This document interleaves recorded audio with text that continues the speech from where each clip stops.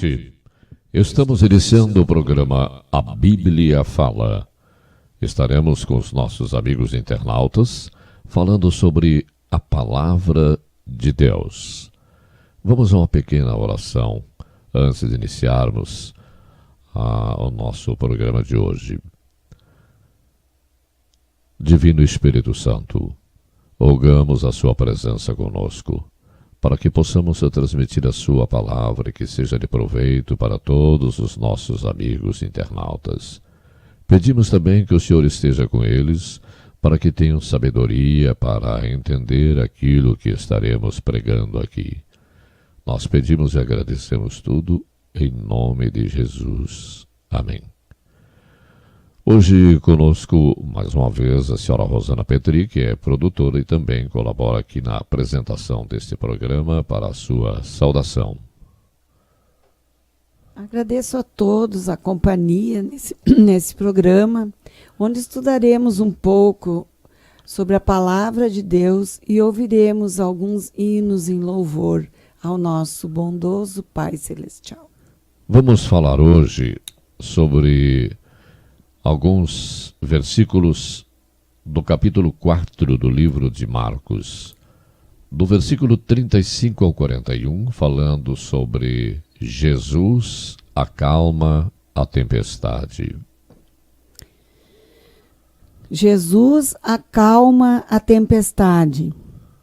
Certamente é um dos relatos mais impressionantes que podemos imaginar. O palco era o barco naquele dia, e o autor da vida mostrou mais uma vez a sua grande relação com a natureza. Este assunto é bem conhecido, principalmente para aqueles que leem a palavra de Deus. Porém, será que você consegue realmente tirar uma lição deste texto para a sua vida? Hoje, com certeza, você vai descobrir. A tempestade e o mar silenciou-se diante de um homem, por nome Jesus. O que ele tem de especial para que isso ocorra? Bom, estamos falando sobre o próprio Criador, o Deus vivo que desceu do céu. Então, o que é a criatura perto do Criador? Ouviremos agora a leitura da passagem bíblica que encontramos em Marcos, capítulo 4, versículos 35 a 41. Naquele dia, sendo já tarde, disse-lhes Jesus: passemos para outra margem. E eles, despedindo a multidão, o levaram, assim como estava, no barco, e outros barcos o seguiam. Ora, levantou-se grande temporal de vento, e as ondas se arremessavam contra o barco, de modo que o mesmo já estava a encher-se d'água. E Jesus estava na popa, dormindo sobre o travesseiro. Eles o despertaram e lhe disseram: Mestre, não te importa que pereçamos? E ele, despertando, respondeu: o vento, e o disse ao mar: emudece. O vento se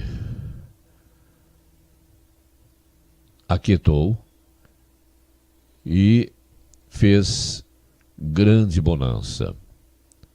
Então lhes disse: por que sois assim tímidos? Como é que não tendes fé? E eles, possuídos de grande temor, diziam uns aos outros: quem é este que até o vento e o mar lhe obedecem? Ouviremos agora um hino.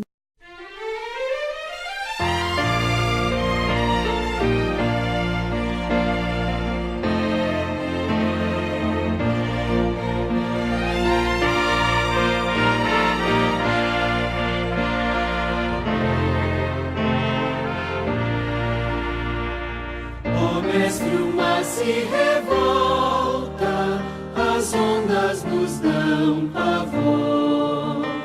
O céu se reveste de trevas, não temos um Salvador.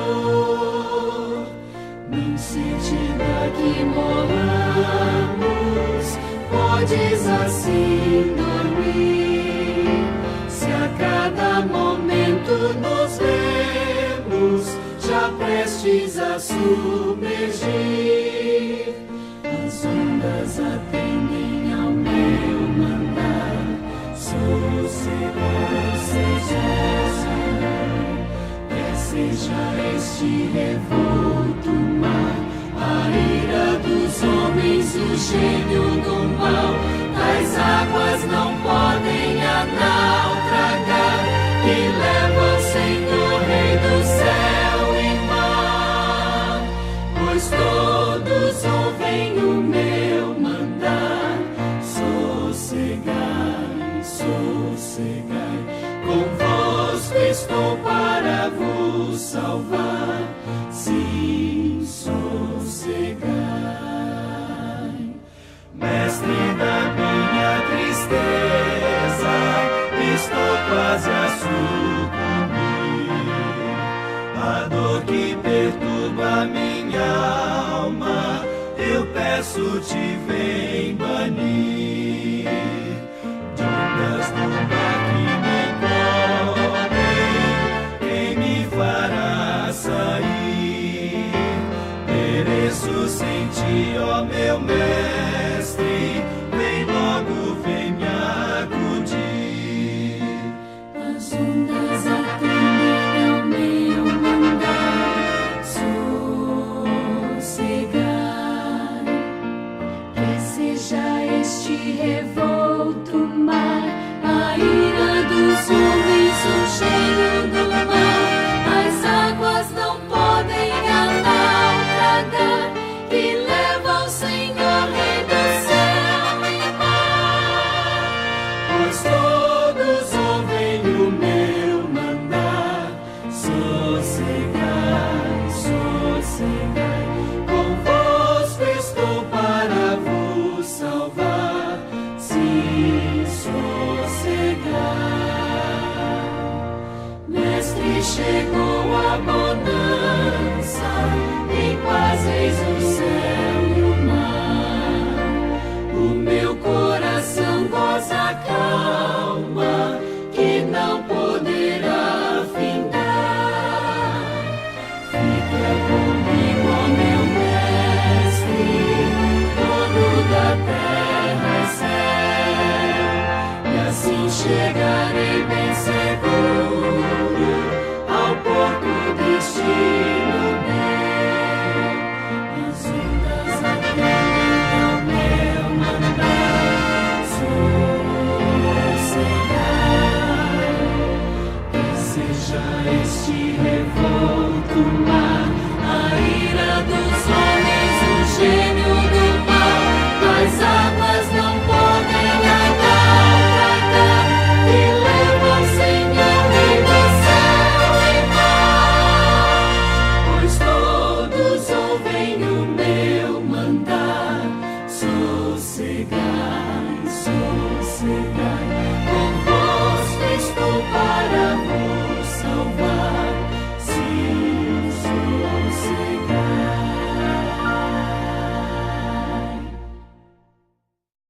Começa a nos dizer que, sendo já tarde, Jesus disse aos seus discípulos: passemos para outra margem. Esse passemos para outra margem se refere ao Mar da Galileia, um lago de água fresca no norte da Palestina, em forma de coração, com cerca de 20 quilômetros de comprimento por 13 de largura, 200 metros abaixo do nível do mar. O mar era um lugar de beleza inspiradora, era um centro de atividade comercial na época de Jesus. Com montanhas margeando a maior parte do lago Ele era sujeito às violentas tempestades por causa das fortes correntes de ar frio que vinham dos níveis mais altos até os mais baixos. Mas apesar de o cenário ser de possíveis tempestades, devido às montanhas, a ordem de Jesus ainda era: passemos para outra margem. Uma coisa que devemos sempre ter consciência é que quando Jesus fala, ele cumpre. Podia parecer o que fosse no meio do caminho, que as palavras de Jesus ainda assim iam ser realizadas. Por que isso ocorre? Pelo simples fato de que a palavra de Deus não é condicionada a nada para ser realizada. Vou explicar melhor. Se eu falasse, passemos para outra margem, minhas palavras podem ou não se realizar, pois minha fala está condicionada à vontade de Deus. Se Ele quiser que seja realizado, amém. Se não quiser, amém. Agora, quando Jesus fala, ele não condiciona a vontade de ninguém, a não ser a dele, pois ele é o próprio Deus que desceu do céu. A Bíblia revela coisas incríveis sobre a fala de Jesus, como veremos a seguir. Em Mateus, capítulo 24, versículo 35, encontramos: o céu e a terra passarão, mas as minhas palavras não hão de passar. Em Números, capítulo 23, versículo 19, encontramos: Deus não é homem para que minta, nem filho do homem para que se arrependa. Porventura, diria ele e não o faria? Ou falaria e não confirmaria? Agora você consegue entender que se Jesus falou, passemos para outra margem, certamente não seria tempestade ou mar que iria atrapalhar? É por isso que todas as promessas que Jesus falou para você pode demorar, mas tenha a certeza que vai cumprir-se em sua vida, pois se ele falou, já está decretado. Vamos agora falar sobre a experiência de Pedro, Tiago e João. Os discípulos subiram no barco e, passado já algum tempo, a palavra de Deus vai nos dizer que começa uma grande tempestade. Lá em Marcos, capítulo 4, versículo 37, que já falamos anteriormente, nos diz: e levantou-se grande temporal de vento, e subiam as ondas por cima do barco, de maneira que se enchia. Como já vimos, era comum disto acontecer naquela região devido às fortes correntes de ar frio. Diante desse grande temporal, os discípulos foram depressa chamar o mestre. Em Marcos capítulo 34, no versículo 38, nos diz onde estava e o que estava fazendo Jesus. E ele estava na popa, dormindo sobre um travesseiro. E despertaram-no, dizendo-lhe: Mestre, não se importa que possamos perecer? O que vale ressaltar dessa ocasião é que existia discípulos de Jesus que eram pescadores, como é o caso de Pedro, Tiago e João. Essa era uma profissão em que eles tinham anos de prática. Então, certamente enfrentaram diversas tempestades em suas vidas, e também era conhecido que aquela região que estavam passando tinha várias tempestades. Contudo, mesmo diante de tanta experiência, ainda assim ficaram com medo daquela tempestade. Isso nos mostra que muitas das vezes em que nossas vidas, ou em nossas vidas, podemos ter a experiência necessária para diversas coisas, porém, experiência sem Jesus não adianta de nada. Você pode saber como fazer as mais diversas coisas da vida, saber desenvolver uma pregação do início ao fim, saber liderar jovens, adolescentes ou qualquer outro departamento, saber dar aula bíblica e escrever estudos bíblicos. Mesmo assim, sem Jesus, de nada adianta tanta experiência. É incrível esse fato, pois nos mostra a dependência de Cristo que temos em nossas vidas. Percebemos que mesmo diante da experiência, o que realmente importa é a presença de Jesus Cristo. Na passagem da tempestade que estamos analisando, quando os discípulos chamam Jesus, ele rapidamente faz maravilhas. Em Marcos, no capítulo 4, versículo 39 e 41, encontramos: e ele, despertando, repreendeu o vento e disse ao mar: cala-te, aquieta-te. E o vento se aquietou, e houve grande bonança. E disse-lhes: por que sois tímidos? Ainda não tendes fé? E sentiram um grande temor, e diziam uns aos outros: mas quem é este que até o vento e o mar lhe obedecem?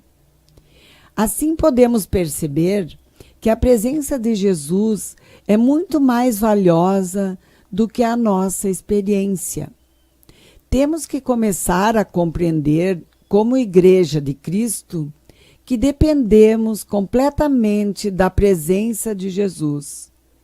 Não adianta lotarmos nossos cultos com experiência, chamar o pregador mais experiente, chamar o cantor mais experiente, chamar o maestro mais experiente. Se mesmo diante de tanta experiência, a presença de Jesus não se manifestar, nada adianta. Estamos vivendo uma geração que pede diversos sinais, como milagres, maravilhas, curas e por aí vai. A minha pergunta é: onde está a presença de Jesus na sua vida? Eu tenho certeza absoluta, a Bíblia me permite esta certeza, de que quando colocamos Jesus como centro em nossas vidas, as demais coisas acontecem. Vejamos alguns versículos que demonstram a importância da presença de Deus. Em Salmos 31, versículo 20, vimos: no abrigo da tua presença, os escondes das intrigas dos homens. Na tua habitação, os proteges das línguas acusadoras. Em Salmos 114, versículo 7, encontramos: estremeça na presença do soberano, ó terra, na presença do Deus de Jacó. Ainda em Salmos 140, no versículo 13, vimos: com certeza os justos darão ao teu nome graças, e os homens íntegros viverão na tua presença. Em Salmos 39, 139, versículos 7 a 12, nós lemos: Para onde poderia eu escapar do teu espírito? Para onde poderia fugir da tua presença? Se eu subir aos céus, lá estás. Se eu fizer a minha cama na sepultura, também lá estás. Se eu subir com as asas da alvorada e morar na extremidade do mar, mesmo ali a tua mão direita me guiará e me sustentará. Mesmo que eu diga que as trevas me encobrirão e que a luz se tornará noite ao meu redor, verei que nem as trevas são escuras para ti. A noite brilhará como o dia, pois para ti as trevas são luz. Esses são apenas alguns textos que falam sobre a presença de Jesus, Deus e Espírito Santo em nossas vidas. Poderiam ser citados diversos outros ainda. A pergunta de Jesus, logo após acalmar a tempestade, que está lá no capítulo 4, versículo 40 de Marcos, nos diz: Por que sois tão tímidos? Ainda não tendes fé? Será que o que falta para sentirmos realmente o impacto na nossa vida da presença de Jesus Cristo é a fé? Ou a timidez nos impede?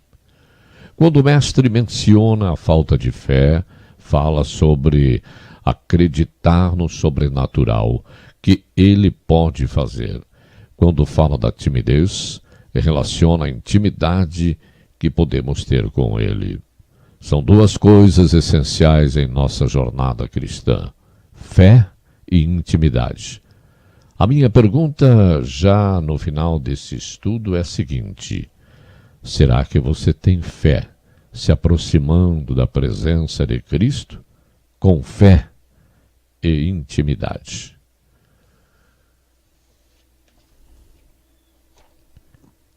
Muitas das vezes não percebemos em nossas vidas, mas vamos deixando toda a experiência tomar conta. Vamos deixando de lado os momentos únicos de oração, clamor e fervor que tinha no começo da nossa caminhada cristã. Com isso, Deus nos chama, após esse estudo, para uma mudança. Hoje é um dia de se aproximar mais dele, relembrando os momentos de oração e fervor que tinha e vivenciando novamente cada um deles. Espero sinceramente que a graça de Cristo possa tocar em seu coração depois desse estudo e que tudo se faça novo. Lembre-se sempre, a experiência de nada vale sem a presença de Cristo. Para complementar esse estudo, ouviremos agora o hino